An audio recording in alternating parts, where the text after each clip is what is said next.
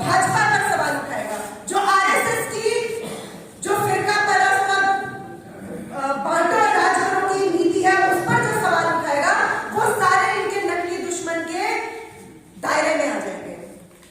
तो इनके नकली दुश्मन में अरुंधति रॉय भी आ जाएंगी, क्योंकि वो हिंदू राष्ट्र की दुश्मन हो जाएंगी, वो मोदी की दुश्मन हो जाएंगी। और मोदी क्या है, नरेंद्र मोदी और अमित शाह और बीजेपी और आरएसएस क्या है, वो बन जाएंगे प्रवक्ता पूरे हिंदू राष्ट्र के। और ये गलतफहमी भी हमें नहीं पालनी चाहिए कि इनको कोई हिंदू राष्ट्र बनाना है, इनको कुछ नहीं बनाना है। ये एजेंडा सिर्फ और सिर्फ पूंजीपतियों धन्ना सेठों की सेवा के लिए, जो एक प्रतिक्रियावादी आंदोलन है, जो एक सामाजिक रूप लिए हुए है, उसको उन्हें उसकी सेवा में लगाना है। और वो सेवा में लगाएंगे तो जब आप बेरोजगारी का शिकार होंगे, आप महंगाई का शिकार होंगे, आप कहेंगे कि भाई इतना भ्रष्टाचार है, इसके लिए कौन जिम्मेदार है, आप सवाल उठाएंगे तो आपको कहेंगे ये भी है दुश्मन, ये भारत माता का दुश्मन है, ये हमारी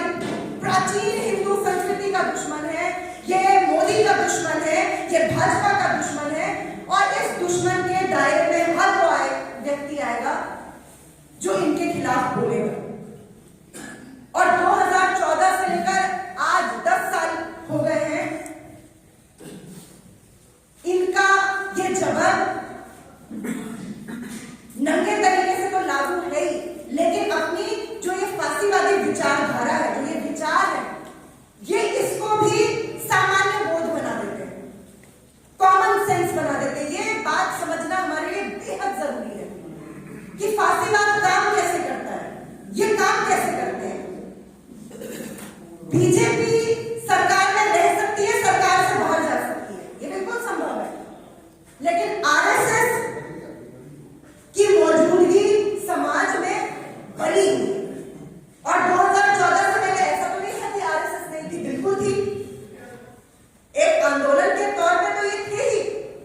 लेकिन हाँ, सरकार में आने के बाद इन्होंने अपने जो काम है उसको और बड़े पैमाने पर और नंगे तरीके से अंजाम दिया है। कुछ लोग ये मानते हैं, हिंदुस्तान में भी ऐसे लोग हैं, पंजाब में भी ऐसे लोग हैं जो ये मानते हैं अभी कोई फांसीवादी हुकूमत नहीं आई है, अभी कौन सा इन्होंने विधानसभाओं को भंग कर दिया है, चुनाव तो होते ही हैं, इलेक्शन हमारे देश में हो रहे हैं, पार्लियामेंट भी बनी हुई है, ये विधानसभाएं भी बनी हुई है, कहीं पर हमें कोई यातना शिविर नहीं दिखाई दे रहे, हमें तो कुछ नहीं दिखाई दे रहा है, फांसीवाद अभी नहीं आया है। वो इंतजार करते रह जाएंगे और वो इतना इंतजार करेंगे कि बहुत देर हो जाएगी। आज हमें ये समझने की जरूरत है कि आज के दौर में 21वीं सदी में जिस फांसीवाद को हम अपने सामने घटित होते हुए देख रहे हैं, उसको आज जो लोकतंत्र का ये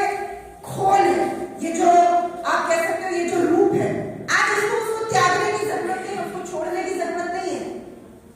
वो आज सरकार में बने रहकर, चुनावों में शिरकत करके वो सब कुछ कर पा रहे हैं जो हिटलर और मुसोलिनी ने जर्मनी और इटली में 1930-40 के दशक में, 1920 में, मुसोलिनी तो 1920 में ही आ गया था, जो उन्होंने तब किया था। तो अगर हम इस बात का इंतजार करते रह जाएंगे कि कोई ऐसा वक्त आएगा, अपवाद स्थिति में तो कोई भी चीज हो सकती है, लेकिन ऐसा नहीं है कि सिर्फ इनकलाबी ही अपने अतीत से सीखते हैं, जो प्रतिक्रियावादी फांसीवादी ताकतें हैं वो भी अपने अतीत से सीखती हैं, उन्होंने भी अपने अतीत से कुछ नतीजे निकाले और वो नतीजा ये है कि आज इस पूरे रूप को, इस पूरे खोल को, चाहे वो चुनाव का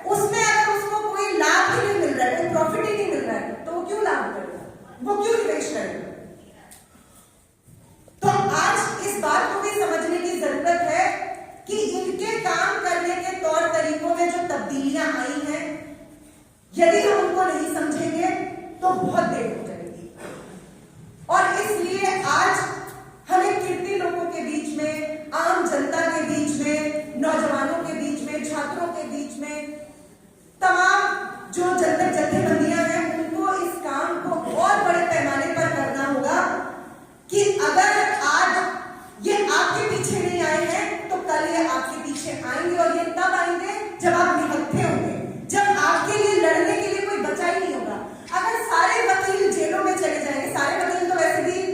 जनता के लिए नहीं लड़ते हैं, लेकिन कुछ ऐसे वकील हैं जिन्होंने जनता का पक्ष चुना होता है, जिन्होंने लोगों का पक्ष चुना होता है। वो सारे वकील, अब आप देखिए इन्होंने क्या किया,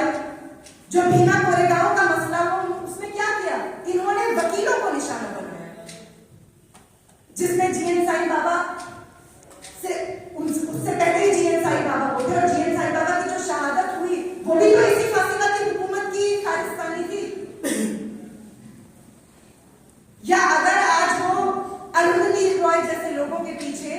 या वो तमाम जन्मादी और नागरिक अधिकारों के लिए लड़ने वाले लोगों के पीछे आ रहे हैं, तो वो इसीलिए आ रहे हैं कि कल जब वो जनता के बाकी हिस्सों के पीछे जाएंगे तो उनके लिए लड़ने के लिए कोई नहीं बचेगा, कोई नहीं बचेगा। और ये इनके काम करने के तौर तरीकों का आप कह सकते हैं एक ऐसा नुस्खा है जिसको ये बार बार आजमाते हैं। इसलिए आज फांसीवादी हुकूमत के खिलाफ जो तमाम जनतक जत्थेबंदियां हैं, जो जमहूरी अधिकारों के लिए लड़ने वाले संगठन हैं, जो नागरिक अधिकारों के लिए लड़ने वाले संगठन हैं, उनको अपने आंदोलन को और बड़ा और व्यापक बनाना होगा, उसको जनता के अलग अलग हिस्सों में लेकर जाना होगा। हमारे साथ और भी साथी शामिल होने के लिए आए हैं, उनका स्वागत करते हैं। आज हमें ये बात समझनी होगी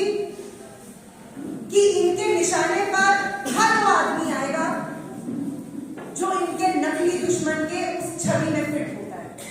आज जो मोदी के खिलाफ, आज जो अमित शाह के खिलाफ, आज जो बीजेपी के खिलाफ, आज जो आरएसएस और संघ परिवार के खिलाफ बोलेगा, वो इनके दुश्मन की श्रेणी में आएगा और ये देर सवेर उसको निशाना बनाएंगे। इनकी पूरी राजनीति ही, इनकी पूरी सियासत ही बांटने और राज